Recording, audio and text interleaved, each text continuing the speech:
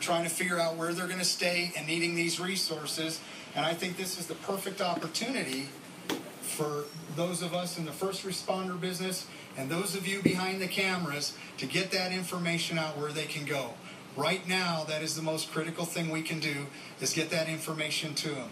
32,000 people out of their homes right now wondering what's happening.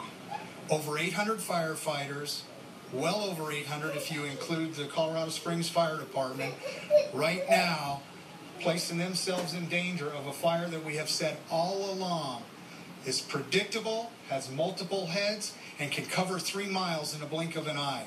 And those people are out there trying to save my home and all of your homes. And I'll tell you, there's not one that doesn't feel for a home they lost. It's almost taken personally. And I can share that from talking to those guys and seeing the sacrifices they're making. So I think that's really what we need to stay focused on. And again, just really pull together and get the message out and steer those people that have been displaced.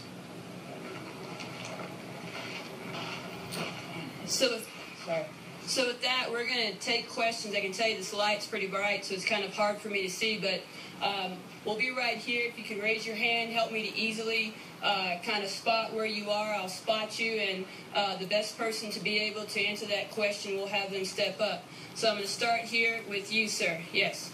Reports of injuries or fatalities?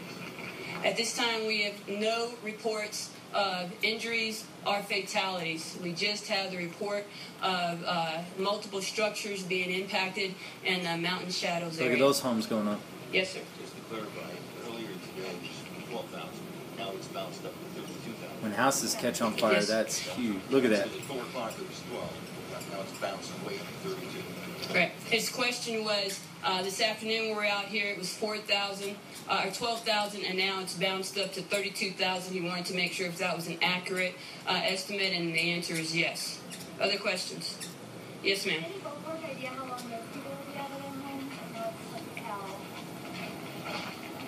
You know, we have homes burning right now. There is no telling. It's a very unpredictable fire. I think our fire service is going to be really asking a lot of their people tonight to put the extra resources to put them out.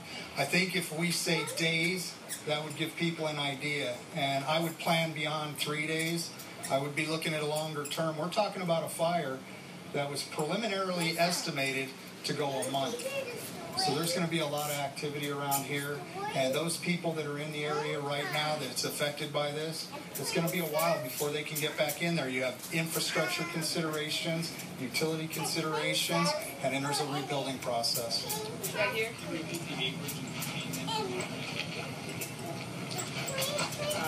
You know where we are. You know, this afternoon when we were out here, what did we estimate it at? The IR's tonight. Yeah, we'll have a better idea of that tonight. We're having that infrared flight flying right now, and as soon as we get that information, we'll share it with you. I saw a hand here.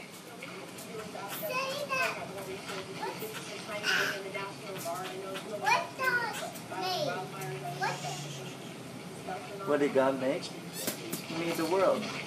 We have had generous offers from the military. General Anderson actually flew in here day before yesterday. The issue with that is that it takes time to train them to put them in these positions. Like I told you, we've got our brothers and sisters from the north and from the south that are probably arriving as we speak. But again, not even a mile from here, it is going on like you wouldn't believe as we speak. Our people are embedded deep into this area, refusing to leave because that's what they're taught and trained to do. But the reality of it is I just want you to know, and I know it's heart-wrenching when like Sheriff talked about, when someone loses a home, and we're going to get a handle on that when this thing starts to die down and we get further in there. But the firefight's still going on as we speak. It's not like you can make a phone call and in 5 minutes you've got all these resources. Like I said earlier, your folks that are sworn to do this are doing it as we speak, and they're making a heck of a job over there. I was listening to it. We finally said, let's go up to the command post. saving house after house after house, constantly going on doing that. So I just want y'all to know that this is not a defensive issue. We are offensively putting fires out in those homes as we speak. So let's be very clear on that. It's not like, let's write that off. That's not happening. They're right in the middle of it, doing their business like they're taught to do. And it's an effort, a massive effort with what Rich was talking about. It's city, PD. I mean, they're making rescues left and right, the Colorado Springs Police Department, in conjunction with us doing our business. But that's what it's all about, and it's going to be all night and probably days before we get a handle on what was lost, and we go forward and get a tally on that. For clarification, I just came back from Rockford, and there were tons of ambulances going in, tons of ambulances coming out. What was going on? Go ahead. A lot of that is we will have them come in emergent to stage. The traffic, as you know, Chief Carey's troops are out there in force, making sure that the needed vehicles are coming this way. So we will ask them to respond emergent to stage. But I have not heard any official reports like we were talking about of any injuries at this minute. But I'm not also prepared to say that that's not going to happen. But we have not had any discussion about that yet.